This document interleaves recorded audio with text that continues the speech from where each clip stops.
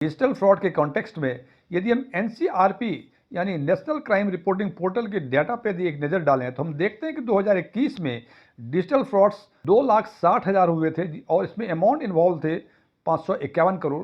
2022 में number of frauds बढ़ के 6,90,000 हो गए, जबकि इसमें अमाउंट्स इन्वॉल्व हो गए 2,290 करोड़। 2023 में नंबर ऑफ फ्रॉड्स बढ़कर 13,10,000 हो गए, जबकि अमाउंट इसमें इन्वॉल्व है 7,465 करोड़।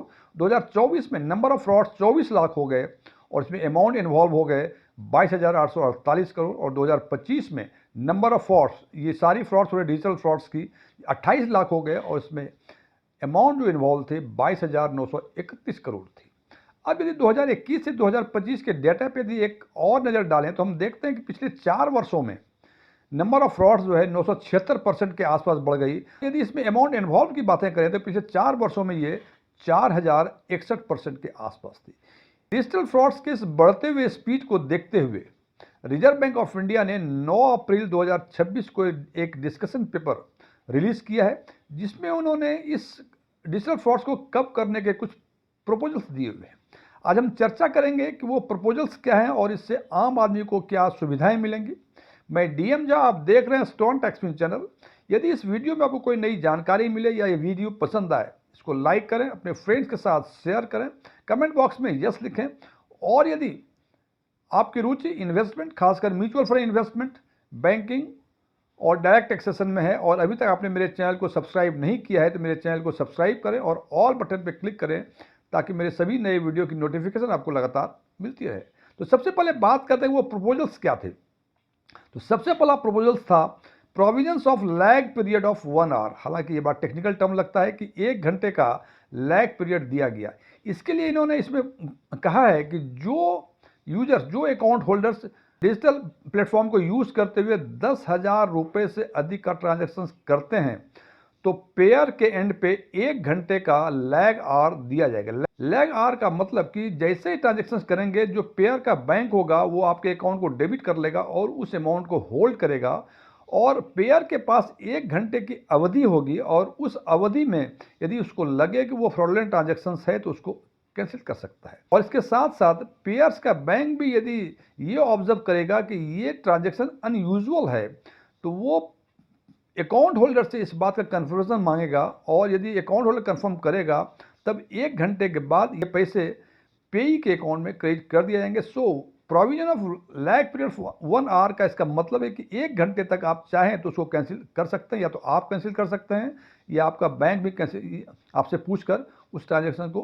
कैंसिल कर सकता है। हालांकि ये व्यवस्था यदि लागू हो जाती है तो मुझे लगता है कि जो जेन जी हैं उनको शायद थोड़ी दिक्कतों का सामना करना पड़ेगा, क्योंकि जेन जी के पास समय नहीं है। वो चाहते हैं कि सेकंड में यहाँ क्लिक करूँ और सेकंड में वहाँ पैसे पहुँचे, या सारे काम वो सेकंडों में ही चाहते हैं, तो उनके लिए थोड़ी सी असुविधा का कारण हो सकता है।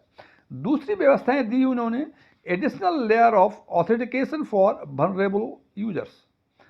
जो वनरेबल यूजर्स हैं, और इसमें उन्होंने वनरेबल यूजर्स को डिफाइन किया है कि जो सीनियर सिटीजन है, हालांकि उसका एज डिसाइड नहीं किया है कि वो 65 साल वाले होंगे या 60 साल से ऊपर वाले होंगे, लेकिन निश्चित रूप से जो होंगे वो सीनियर सिटीजन ही होंगे।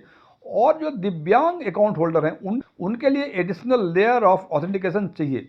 इसमें यह कहा गया है कि यदि डिजिटल प्लेटफॉर्म के थ्रू ये वनरेबल यूजर्स 50,000 रुपये से अधिक का ट्रांजेक्शन करते हैं तो ट्रांजेक्शन के लिए एक ट्रस्टेड पर्सन का अप्रूवल चाहिए होगा, और वो ट्रस्टेड जो आदमी होगा वो अकाउंट होल्डर ही पहले से नॉमिनेट करके रखेगा।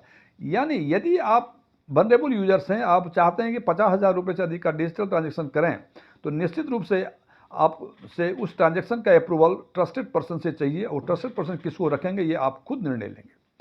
तीसरी व्यवस्थाएं हैं कि cap on credit to curb mule account. इसमें एक टेक्निकल टर्म लग रहा है मोबाइल अकाउंट, जो लगता है कुछ अजीब टाइप का चीज़ है, लेकिन अजीब टाइप का चीज़ नहीं है। मोबाइल अकाउंट का सिंपल मतलब कि वैसा बैंक का खाता जो किसी फ्रॉडस्टर द्वारा यूज किया जाता है बिना ओरिजिनल अकाउंट होल्डर की जानकारी में आए हुए। यानी आपका खाता किसी ने खुलवा दिया, आपको कहा कि भाई ये खाता मैं यूज़ करूंगा, आपका डेबिट कार्ड ले लिया, उस खाते में कितने ट्रांजैक्शंस हो रहे हैं आपको कुछ पता नहीं है, लेकिन उस जो डेबिट कार्ड लिया है या उसने खाता खुलवाया उसके एवज में कुछ 10-5 हज़ार रुपये हर महीने आपको पे करते हैं, तो आपको लगता है कि भाई फ्री का 10-5 हज़ार रुपये मिल रहे हैं, लेकिन आपको ये पता नहीं है कि आपका खाता जो है फ्रॉड करने में उपयोग किया जा रहा है। तो इस चीज़ को देखते हुए रिजर्व बैंक ऑफ इंडिया ने एक प्रस्ताव दिया है कि किसी भी अकाउंट में यदि एक वर्ष में 25 लाख रुपए से अधिक का जमा होता है तो जैसे ही 25 लाख से अधिक जमा होगा वो शैडो क्रेडिट में चला जाएगा और जब तक उसमें एडिशनल वेरिफिकेशन या ड्यू डिलीजेंस फर्दर नहीं होगा तब तक उस पैसे को वो बैंक रिलीज नहीं करेगा। यानी जैसे ही वो एडिशनल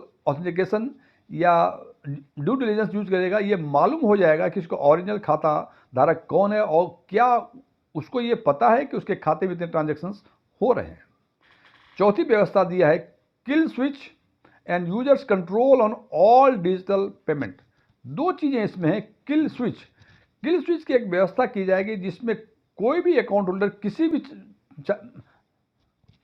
किल स्विच की एक व्यवस्था दी जाएगी जिसमें कि कोई भी अकाउंट होल्डर किसी भी समय जब भी चाहे जितने उसके डिजिटल पेमेंट चैनल हैं सबको वो कैंसिल कर सकता है। इसके साथ साथ कुछ एडिशनल कंट्रोल भी दिया गया है जिसमें उनको ये व्यवस्था दी गई है कि जो भी डिजिटल चैनल वो यूज़ करते हैं वो जब चाहे उसको ऑन कर लें, जब चाहे उसको ऑफ कर लें और उसकी लिमिट भी जब चाहे वो स्विच कर लें। ये 4 पॉइंट्स जो है उस डिस्कशन पेपर में दिए गए हैं और रिजर्व बैंक ऑफ इंडिया ने 8 मई 2026 तक इस पर पब्लिक से कमेंट मांगे हैं और कमेंट मांगने के बाद उम्मीद है कि मई महीने में इसमें कुछ थोड़ा रद्दोबदल होते हुए या कुछ और इम्प्रूवमेंट होते हुए जो भी कमेंट आएंगे उसके हिसाब से आरबीआई निर्णय लेगा और शायद ये कानून बन जाएगा। Thank you.